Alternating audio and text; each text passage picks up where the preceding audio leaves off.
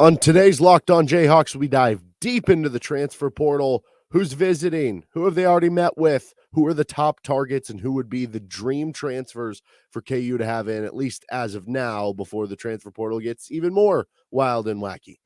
You are Locked On Jayhawks, your daily podcast on the Kansas Jayhawks, part of the Locked On Podcast Network, your team every day.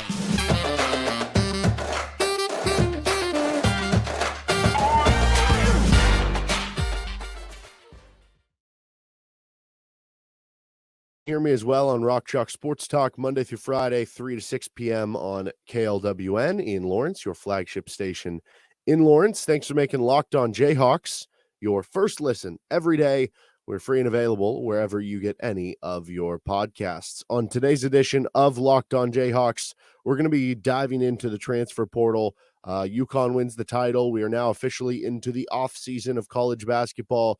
It already has been for a few weeks for Kansas, but now it really ramps up. And we saw yesterday in the transfer portal really ramped up with some of the entries of the names. I don't know. Maybe there's going to be some more big entries that come out because I'm recording this Tuesday morning by the time this even posts or by the time you listen to this, to where it could, add some more names or could change some stuff up. Maybe there will be some new visits scheduled for KU by the time that you listen to this.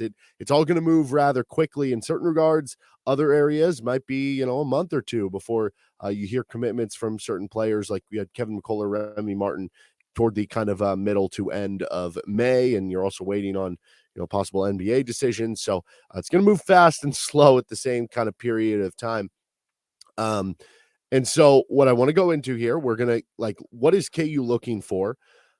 Player targets that either they're going after or just kind of a recap of different media outlets that have said, they've heard from Kansas, something like that. And then maybe who my favorite would be at the top to finish things off. Let's start with what KU is looking for here. I think at this point in time, so you obviously have DeJuan Harris, KJ Adams back as starters. Ernest Uday, Zuby Ejiofor right now are back at the center position. At the moment, Kyle Cuff is back for you as a backup guard. Now, that doesn't mean that, all that Kyle Cuff ends up sticking around. What if he sees KU bring in a, combo guard transfer, and now he knows, oh no, DeJuan Harris, Elmarco Jackson, and the combo guard transfer are in front of me. Now I'll transfer out. You don't know what's going to happen there.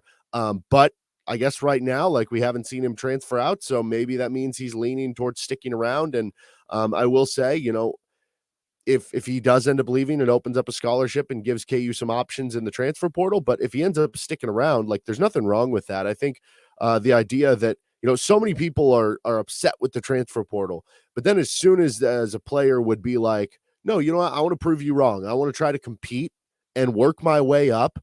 And I like being here. I want to be someone who proves myself on the court, and that I think I'm better than I've been able to show because of a red shirt and an injury the next season, that I want to prove you wrong, that I want to be a competitor. There's nothing wrong with that. That should be applauded, if anything, in this day and age. I don't think there's anything wrong with the transfers and the transfer portal, but it should also applaud the players like that are willing to stick around for that. So if Kyle Cuff wants to stay, I think that's great. But anyway, so as of right now, with those 5 players, then the 4 freshmen you bring in, that would leave you with 3 scholarships.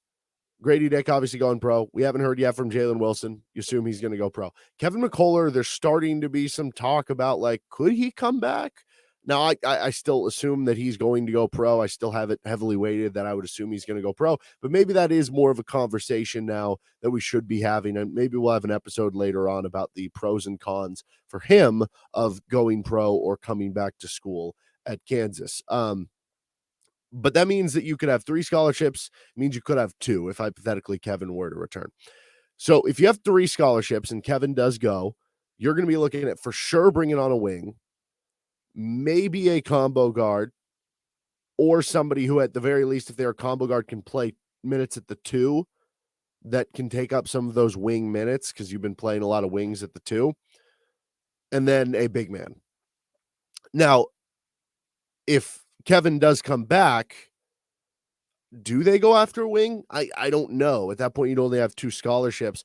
It's hard for me to say they wouldn't still go after a wing, though, because you're losing a lot of firepower on the wing. But some of the bigger transfers that entered yesterday are kind of combo guards.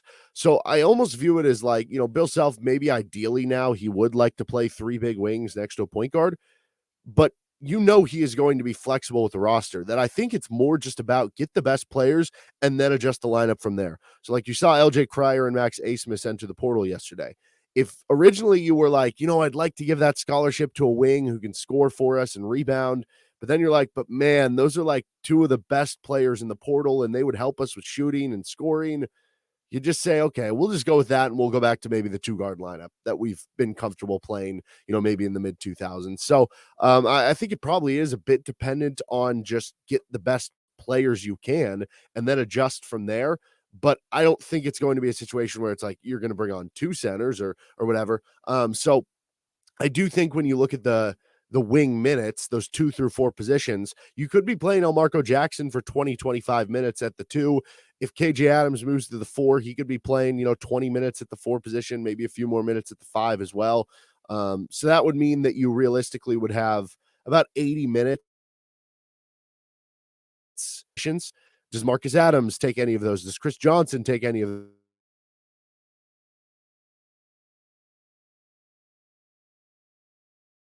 those, just where you really don't need as much wing minutes as you would have thought? Like when you see all those possibly, 2 or 3 players going with Grady Dick, Jalen Wilson, and Kevin McCullough, your immediate thought is, wow, we're going to need 3 wings to replace them.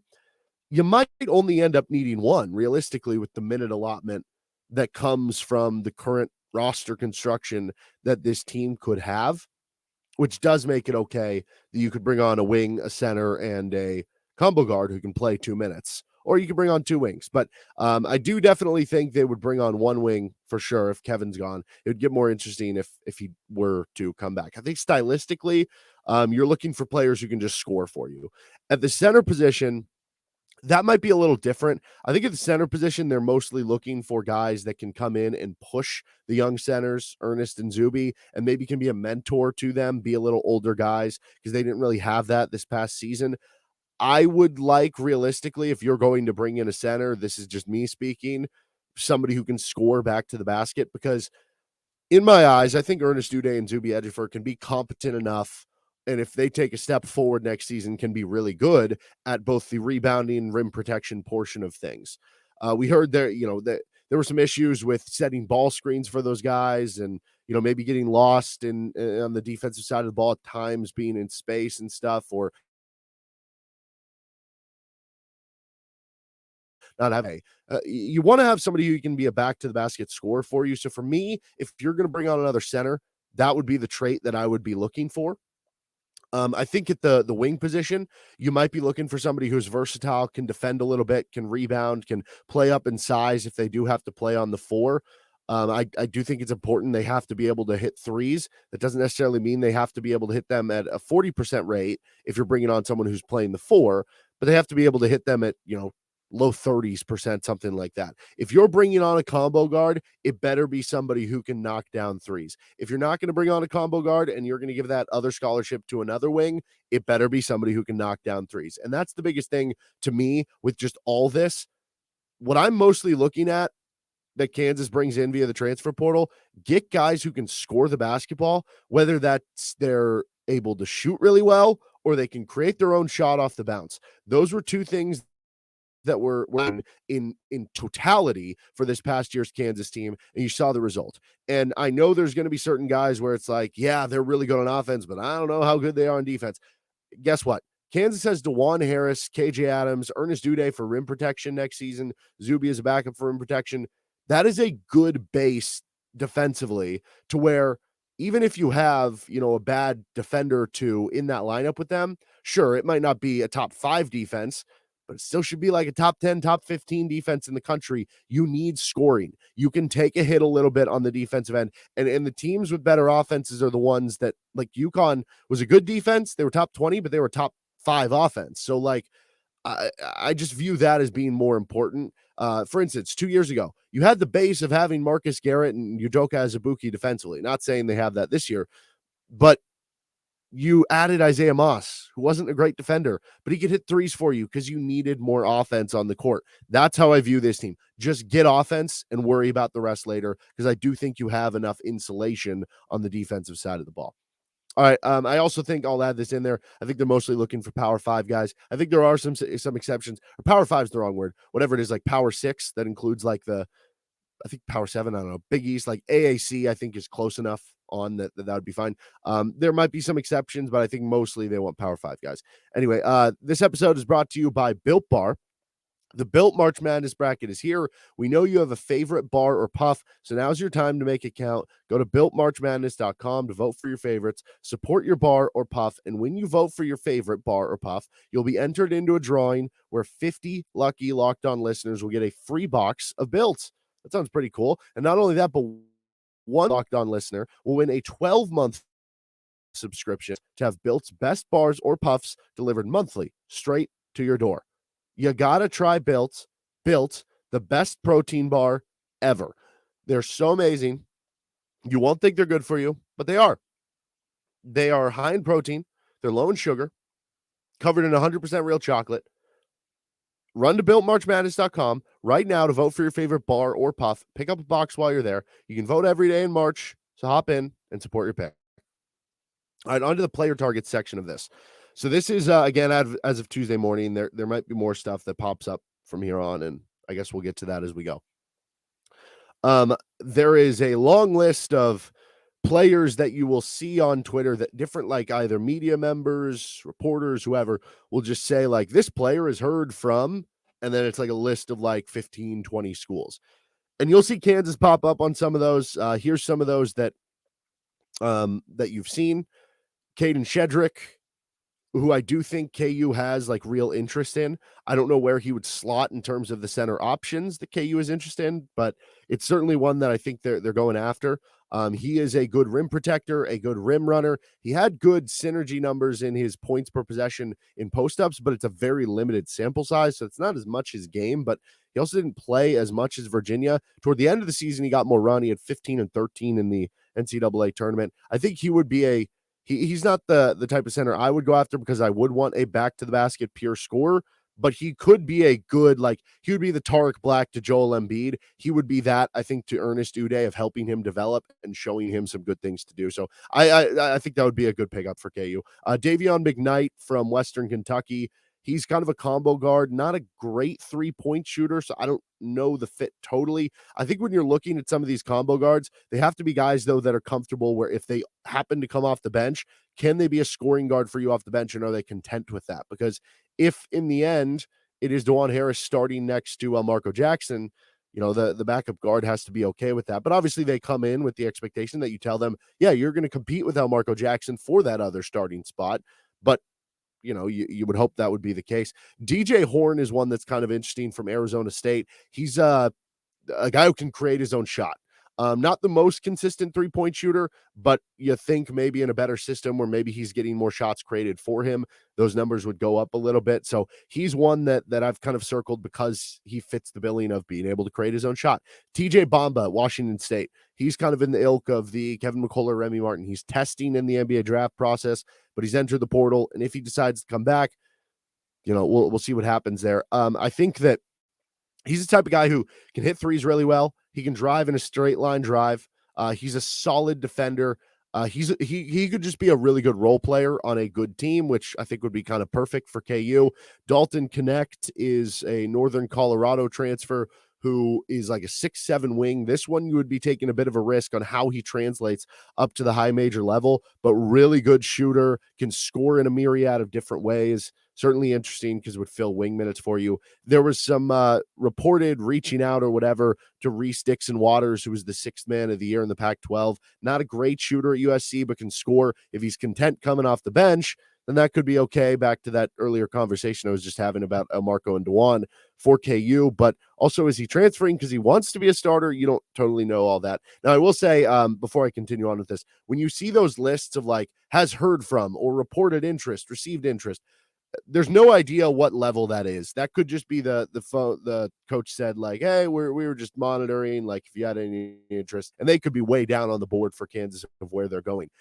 I've also seen this before where in the past there's been like transfers who, put Kansas on their finalist list of like 3 or 4, even though Kansas had no contact with the kid, just to try to make their decision look more, I don't know, get more publicity maybe would be the word to put around it.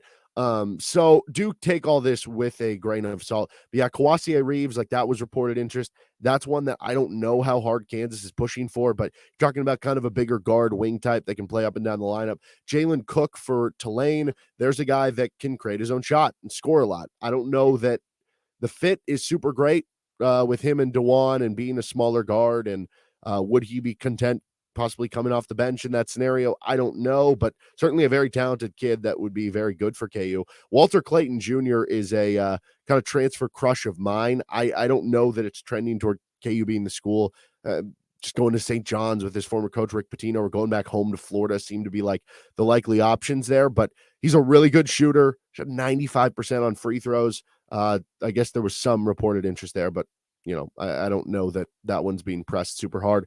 Cario Oquendo was somebody there was some reported interest from Georgia. Athletic guard, scores high numbers, but not a great 3-point shooter. So to me, I don't view that one as being too logical there. Caleb Mills, he played at Houston, then at Florida State. He is just he would be a transfer that it's kind of like mashed potatoes. It's not like a super sexy transfer, but he'll come in. He would play good minutes for you, defends pretty well, pretty good 3-point shooter, doesn't jump off the page in a lot of areas, but he would just be a solid pickup for you. So that one I would kind of buy into as being like maybe a second tier target for KU. That would make some sense. As far as some of the targets that there have been reported meetings or Zoom calls or scheduled visits to this point, the first one is there is a scheduled visit upcoming this weekend for Nicolas Timberlake.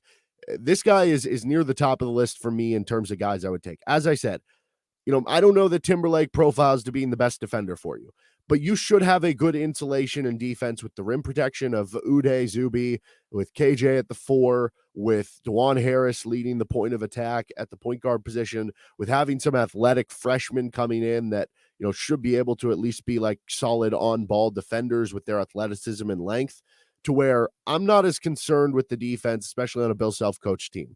Right, this should have the insulation to at least be a top 20 defense next season. So how are you going to figure out the offense?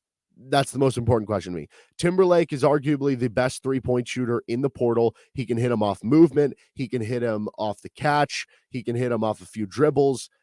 I think that would be so valuable for KU. Now, Grady Dick is obviously a better talent than Nicolas Timberlake. That's why he's going to get taken as a lottery pick, and Nicolas Timberlake is not. Nicolas Timberlake, though, is a 6th-year player. You could make the argument that Nicolas Timberlake next season would be a more impactful player than Grady Dick for Kansas. And I don't want that to sound like blasphemy. Here's why. Grady Dick, again, better potential. And if Grady Dick were to be a 6-year player like Nicolas Timberlake, obviously you would assume he would be better. But one thing that plagued Grady Dick this year, and he's a freshman. He had an unbelievable season as a freshman. It took Ochai Agbaji till his senior year to figure this out, right? You don't fault the kid. It's just hard playing college basketball as a young player and learning the intricacies of not just making the threes, but getting open for them and, moving off the ball and dealing with being face guarded, some of the tough things that he didn't see at the high school level. With Nicolas Timberlake, I don't really have those questions. So there's certain areas that you could actually get a better 3-point shooter from in this. Like Grady Dick shot, I think, like 36% in conference play. Nicolas Timberlake is a really, really good shooter. He is like at the top or toward the top of the list if you're going to bring on a scoring wing for me.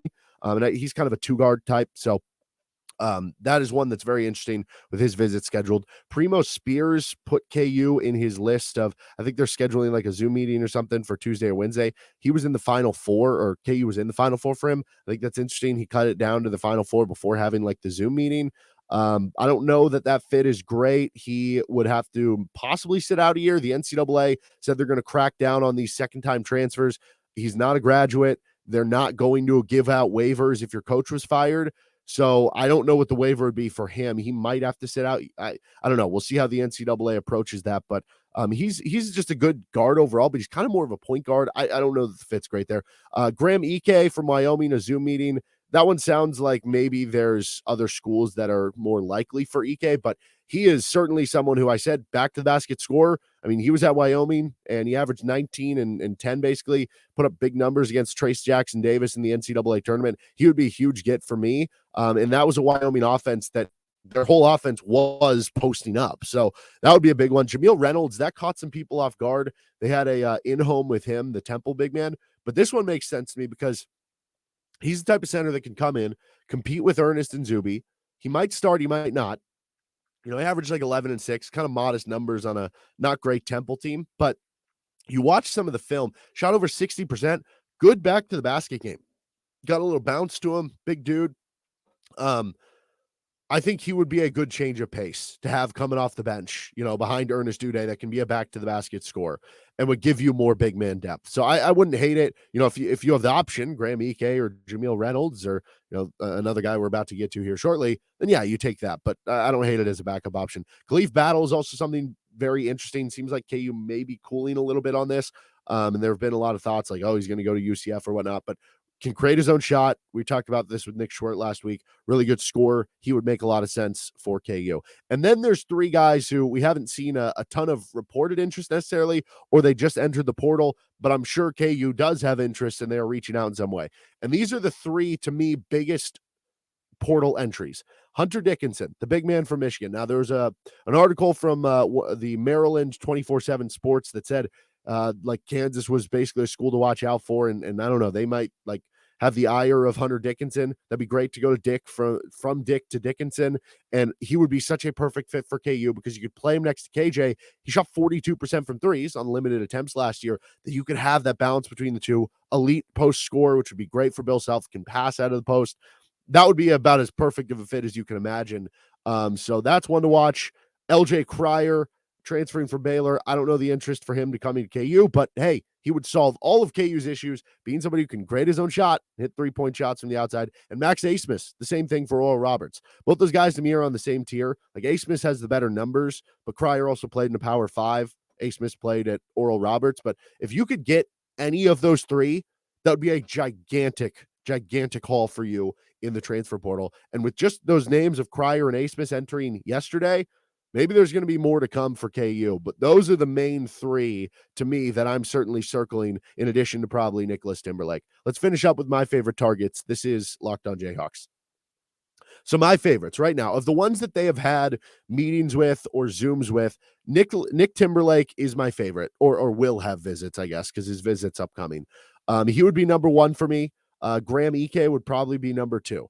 But without a doubt, if you just had the option, let's say this was just like the grocery store and you had your option of, what are you picking up for dinner tonight? To me, option number one would be either LJ Cryer or Max Abmas. I don't know which one I would totally go with. I guess Cryer, because you don't have to worry about it jumping up to the Power 5 level, and how would that work out?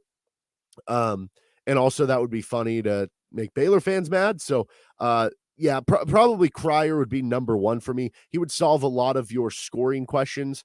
But also, I don't know, you could convince me Hunter Dickinson, because you do get into the question of, well, are you going to play three little guards together with Elmarko, Cryer, and Dewan? And maybe you could, because Dewan's a good enough defender. Elmarko, with his length and athleticism, you could play him at the three for minutes of the game and have LJ Cryer at the two. And heck, Baylor played those three little guards together. So I don't think that would be that crazy to be able to do that. But Dickinson would be such a perfect fit for KU. Bill Self wants the back to the basket big again and somebody you can run through the post. Well, how about Hunter Dickinson, who legitimately, we have not seen a transfer, I don't think, that's come in and been like, yeah, if he goes to the right situation, he could win National Player of the Year. Hunter Dickinson comes to Kansas, he could put up 19 and 10 on a top 10 team and seriously win National Player of the Year, which would be crazy, because then that would get in the argument of, could this one-year player get his jersey retired at KU? If he won National Player of the Year, how would he not, right? But that's a story for another day, and you have to get him first before you do any of that. And then, of course, there's so many others that are interesting that maybe reported interest hasn't happened yet, because do keep this in mind. The Kevin McCullar one kind of came out of the dark. Kevin McCullar was going through the NBA draft process. We hadn't really heard much. And then all of a sudden he popped out like a thing on Twitter that was like, I'm going through the draft process. if I decide to come back, I'm entering the transfer portal and I'm between Gonzaga and Kansas. And it was just like out of the blue, all of a sudden, Kansas is a finalist for this kid. So they like to work in the shadows a little bit. So keep that in mind. There could be some players out there who you think are good transfers who you haven't seen, like, oh, have they set up a visit or do they have interest in? And they might have interest and you just haven't heard about it. Or maybe a player that, maybe is entering the portal and is making that known through back channels, but hasn't officially done it yet. So keep all that in mind. There could be more names to come, but certainly, excuse me. Sorry, just sneezed there. Certainly some interesting ones to keep an eye on for KU already. And yeah, if you get one of Dickinson, Cryer, Abmas, is a home run win to begin with. All right, that'll do it for this episode of Locked On Jayhawks. We'll be back, I think, on Thursday. We're not going to have a show on Wednesday, but we'll have some KU football spring catch-up and then KU football spring showcase preview. You can find our podcast wherever you get any of your podcasts. You can give us a subscribe on YouTube as well. See you next time on Locked On Jayhawks.